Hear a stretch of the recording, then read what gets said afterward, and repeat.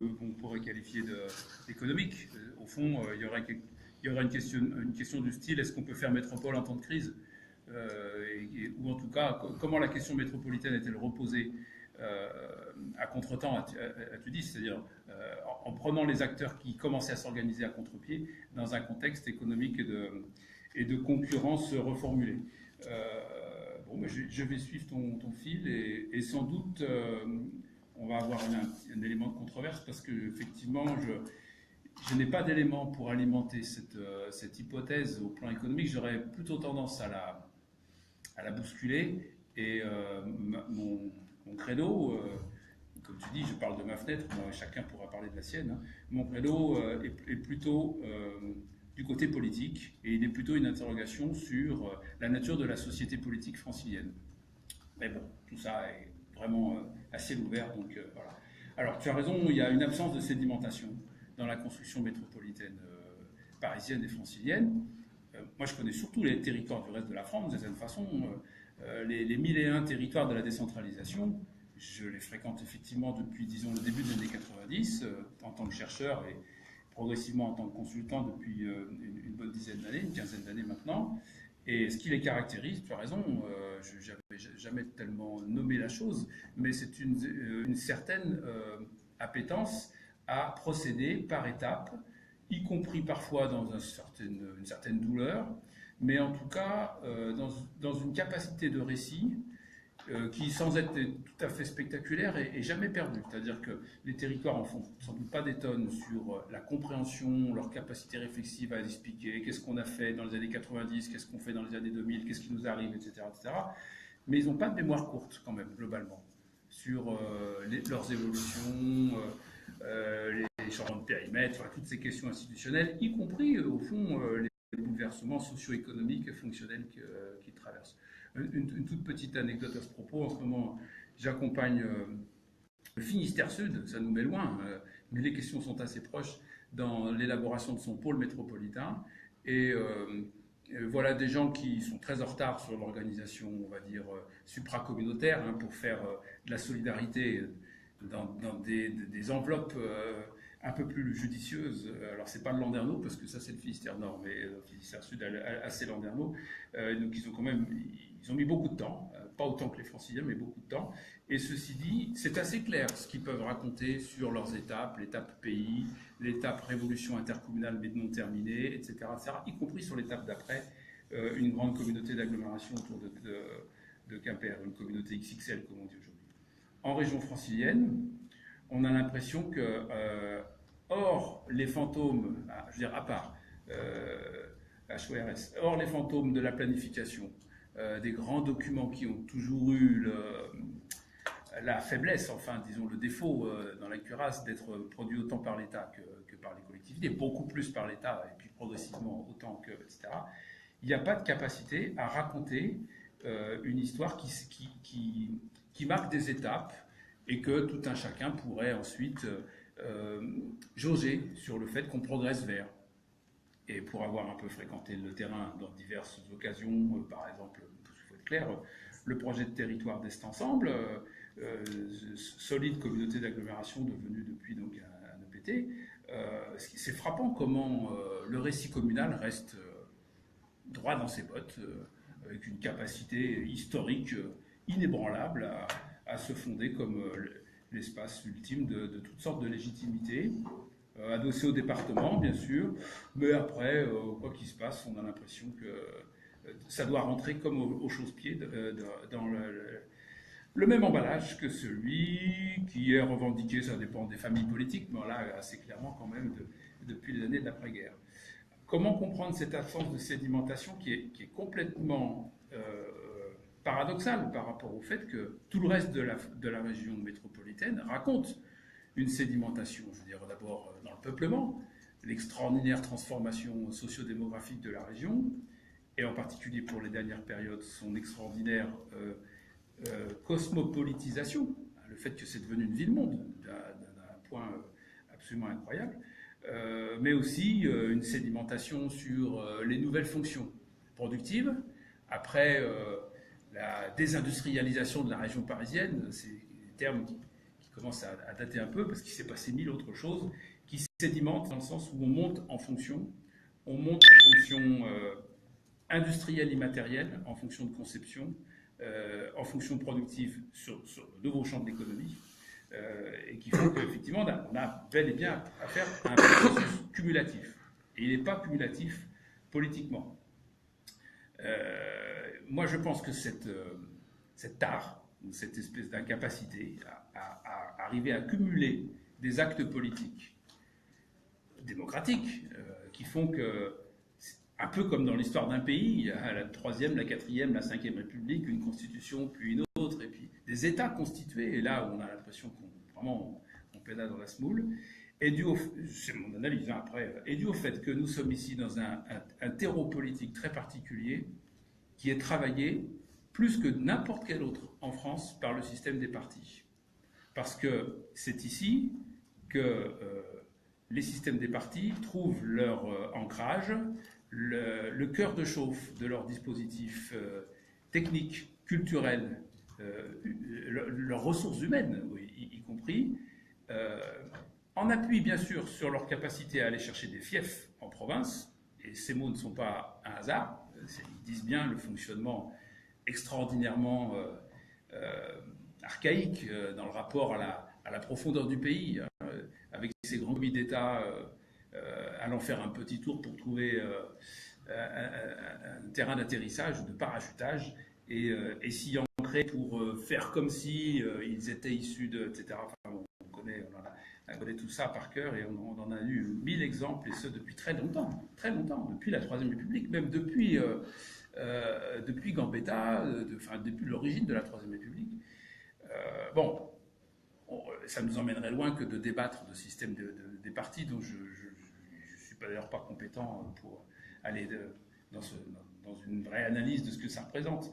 Mais toujours est-il que, de mon point de vue, ça crée une espèce de mécanique, une logique, une chape, mais on pourrait la nommer autrement si on veut lui donner des versions plus positives, car il y en a certainement. Moi, je ne suis pas complètement obtus sur le fait que le système des partis crée un contexte démocratique aussi dans un pays. Il vaut mieux avoir un pays avec beaucoup de partis politiques que l'inverse. N'empêche que ça crée une culture politique et un mode de fonctionnement, de renouvellement, de passation du pouvoir, de jeu local, et qui est très étouffant, qui est très perturbant, qui est très déstabilisant pour ce qu'il faudrait qu'un territoire puisse faire, et un territoire aussi complexe que la métropole. C'est-à-dire une construction dont on sait très bien qu'elle relèvera toujours à un moment donné de conflits et de capacité à les surmonter. Ça existe dans n'importe quelle région du monde. Comment ça se construit ? Ça se construit parce qu'on n'est pas d'accord, mais on passe des accords entre gens qui ne sont pas d'accord, et puis on franchit une étape, et puis on recommence à se battre dans ce cadre ainsi constitué, et puis on recrée des rapports de force, et on les dépasse, on les arbitre, et puis on cumule comme ça. Et on change les périmètres, on change les institutions, et puis on hérite en disant on s'est beaucoup battu avec le maire précédent ou le président précédent, le président de territoire, hein. Mais finalement on a hérité de ces politiques. Bref, on sédimente et on capitalise partout. Franchement, tous ceux qui ont fait un peu de politique l'ont vécu dans les territoires, cette espèce de choses indémêlables entre la lutte politique et l'héritage des politiques publiques produites par les prédécesseurs. Non pas qu'ils aient toujours tous fait bien, mais voilà, il y a beaucoup à prendre toujours. Et c'est ça qui fait trajectoire. Et ici, on a l'impression que ça ne fait pas trajectoire. Et mon explication assez simpliste, je le reconnais, est de dire qu'il y a comme une ruine de cette sédimentation, comme si elle était en permanente rebrassée et déstabilisée, parce qu'il y a une raison politique supérieure. Il y a un fonctionnement de la scène politique qui n'a rien de territorial, celui-là, et qui doit tout à la nécessité que la sphère politique, ici, elle est immédiatement happée dans un autre jeu, et qui est un jeu partisan, consistant à distribuer, répartir, tenir, cultiver, développer des positions politiques dans le parti, et évidemment, ceci à des fins d'accès et de lutte pour le pouvoir central. La proximité, évidemment, ça va de soi, tout ça, on le sait bien, Paris pèse, sur Paris et au-delà, Paris et de très, très nombreuses communes autour de Paris pèsent toujours l'ombre de la possibilité d'un gouvernement, d'un ministère ou d'une position nationale, etc., etc. Alors d'autres le jouent. Voilà, actuellement, par exemple, moi qui suis plutôt rhône-alpin dans ma trajectoire personnelle, je constate comme tout à chacun comment Wauquiez s'essuie littéralement les pieds sur le paillasson de sa région pour rentrer dans l'étape suivante, à tout propos et dans toute occasion. Mais il est relativement isolé dans cette façon d'être. Et y compris dans son camp, ce ne sont pas des choses qui sont très appréciées. Parce que ce qui est apprécié, c'est qu'il y ait des hommes et des femmes de droite, de gauche, des verts, des centristes, etc., etc. Et que tous ces gens se frottent et vivent quasiment une vie politique ensemble pour fabriquer quelque chose qui relève d'un certain progrès, ici, en tout cas dans les institutions, et puis dans l'émergence ici d'une métropole, là de territoires élargis, là de solidarité de bassin, là de PNR, etc. etc. Et ça mijote, ça s'embrasse pas forcément toujours sur la bouche, mais en tout cas tout le monde fabrique un destin dans le territoire. Et bien en région parisienne, malheureusement, c'est pas comme ça que ça se passe pour l'essentiel. Ça ne fabrique pas un destin dans le territoire et donc ça ne cumule pas à travers lui. Et régulièrement, il y a des raisons politiques qui viennent introduire dans cette sédimentation des choses extrêmement perturbantes. Je donne un exemple, qui personnellement m'est resté un peu au travers de la gorge dans l'épisode qu'on peut réinterpréter après, mais que j'ai trouvé relevant plutôt du hold-up politique que d'une logique de construction. La façon dont la métropole du Grand Paris a été quelque part fourguée au Parlement national, à l'Assemblée nationale, par une conjonction politique très très précise, pas mettre davantage les pieds dans le plat, mais tout le monde la connaît, me semble relever de ce moment, où tout d'un coup, pour des raisons qui ont trait à la stratégie d'un parti, on fait passer en force une solution alors qu'on était en train de construire peut-être, de faire émerger peut-être autre chose. Et on ne le fait pas parce que c'est bon pour la métropole, on le fait parce que c'est bon pour la démonstration politique que ça représente. Et ainsi de suite. Et chacun viendra derrière faire une démonstration partisane qui lui sert de marchepied pour une option nationale et martyrise la construction politique de la métropole. Donc, tu vois, j'ai là une hypothèse sur l'épuisement de la sédimentation. Et on a l'impression qu'on construit patiemment des couches et puis que ça fuit par-dessous, quoi. Et que ça fait quand même pas mal de temps au plan politique que c'est comme ça. Il y a des acteurs ici autour de cette table qui me semblent s'être beaucoup épuisés dans ce schéma.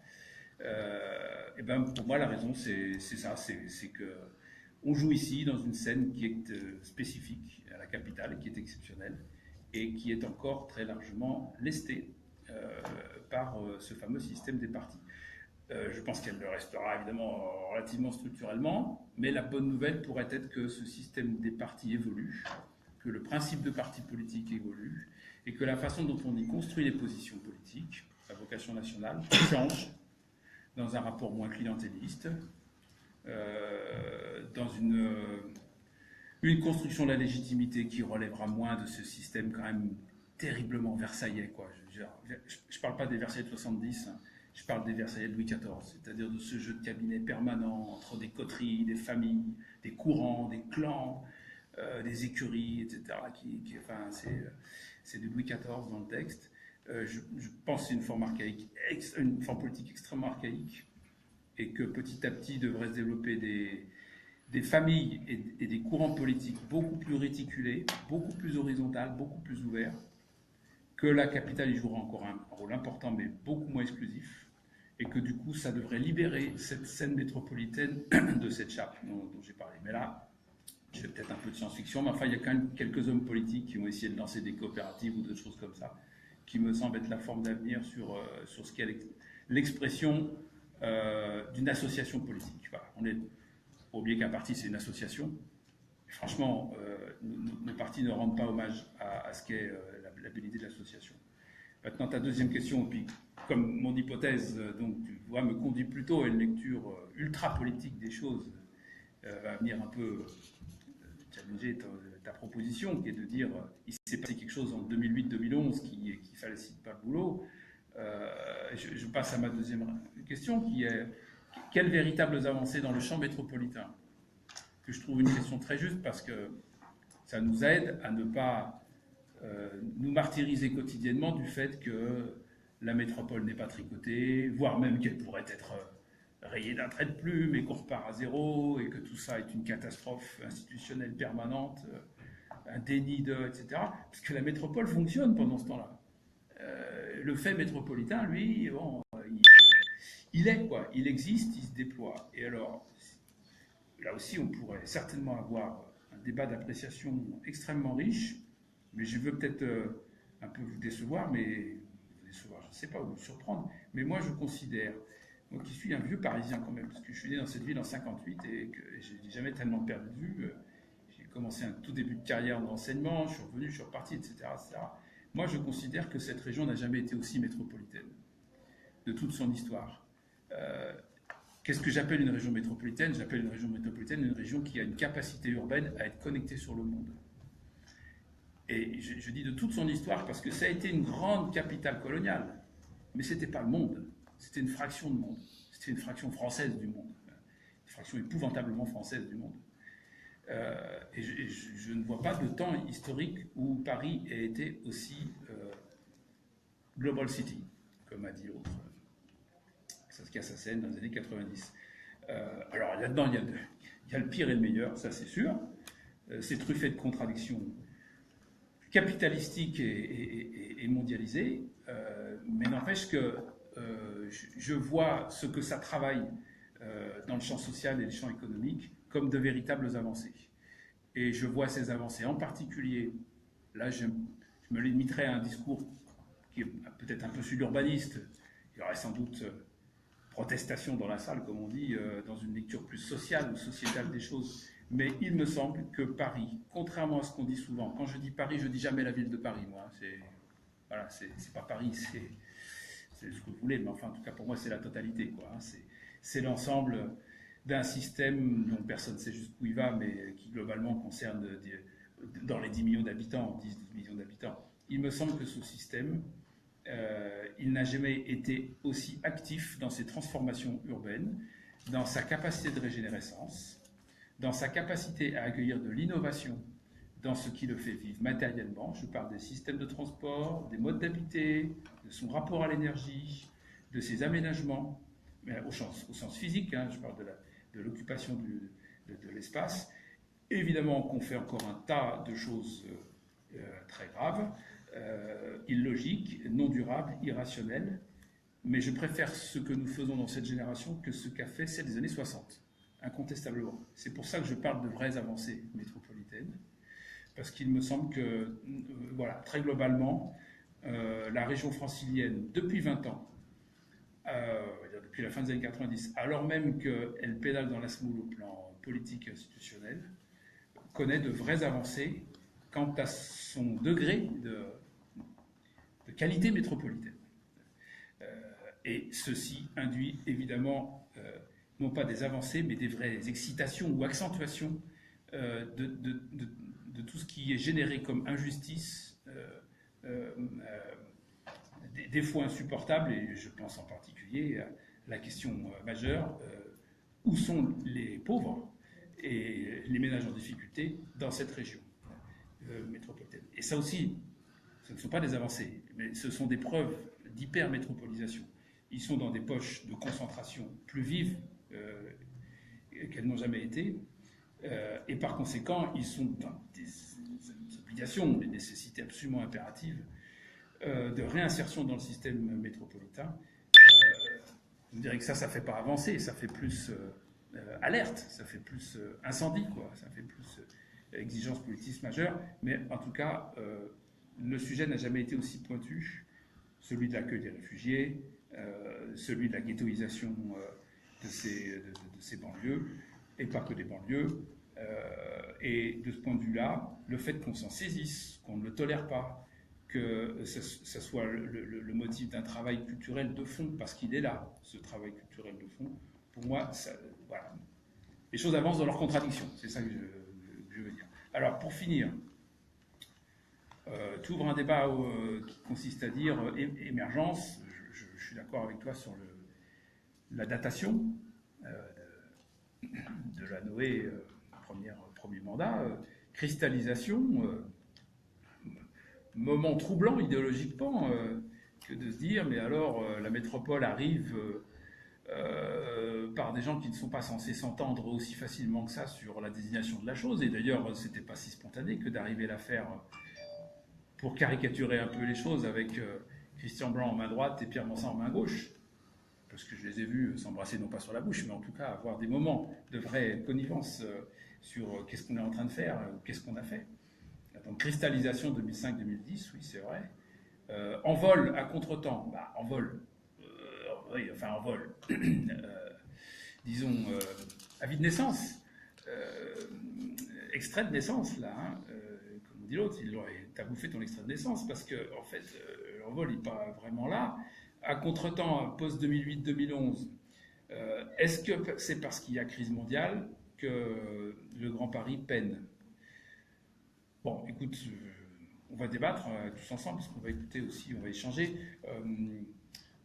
Moi, je ne sais pas, je n'ai pas suffisamment de profondeur sur l'analyse économique de ce qui se passe pour la région francilienne depuis donc 10 ans. J'aurais tendance à considérer que c'est une des régions métropolitaines dans le monde et une des régions urbaines en France. Ça, par contre, sur une des régions urbaines en France, je suis sûr. Une des régions métropolitaines dans le monde qui a le mieux amorti cette crise et qui en aura vécu les conséquences de la façon la plus brève qui soit, même si ça fait mal sur un certain nombre de sujets, sur la désindustrialisation de la vallée de la Seine en aval, enfin, t'as d'autres secteurs. Je parle de celui-là parce que j'ai eu à le connaître récemment, bien sûr. Je ne suis pas sûr que ça suffise pour mettre le projet politique en panne, et en tout cas, bon, je n'ai pas davantage d'arguments à donner, mais je trouve que s'il est certain que c'est pas facile de faire métropole en temps de crise, je pense que ça n'est pas la raison fondamentale pour laquelle ça freine tant dans ce processus dont par ailleurs je dirais qu'il a en réalité considérablement avancé, y compris dans les domaines sur lesquels on l'estime particulièrement tendu, les transports, le logement et d'une certaine façon aussi la gestion des ressources et le rapport, enfin la résilience, voilà, la résilience métabolique, écologique du territoire. Même là, c'est pas des perches, mais c'est pour rappeler Yves à des éléments d'échange. Même là, je trouve qu'on a progressé. Alors, globalement, il y a des alertes mondiales que nous savons tous, mais urbanistiquement, ici, il s'ouvre des chantiers que moi, vieux parisien, je n'aurais jamais pensé qu'on ouvrirait, par exemple, se baigner dans la Seine à l'horizon, etc. Pour moi, ça, c'est extraordinaire. C'est proprement extraordinaire. Et c'est un vrai signe d'avancée civilisationnelle que de se dire une région de 10 000 habitants se donne pour objectif de pouvoir se baigner dans son fleuve principal. Moi, ça me laisse... ça me rend vraiment enthousiaste parce que je pense que ça, c'est une avancée de fond. Voilà, donc en résumé, sur l'économie, j'aimerais continuer le dialogue avec toi, Hugo, parce que tu as sans doute plus d'éléments, mais pas forcément pour rappeler des réponses de ma part, mais de livraison de la tienne. Sur la politique, j'étais grossier en mettant les pieds le plus possible dans le plat. Et sur le diagnostic métropolitain, eh ben, figurez-vous que moi je suis plutôt optimiste dans la façon dont nous devons apprécier ce qui est en train de se passer en région francilienne, en dépit de toutes les amertumes politiques que nous pouvons avoir.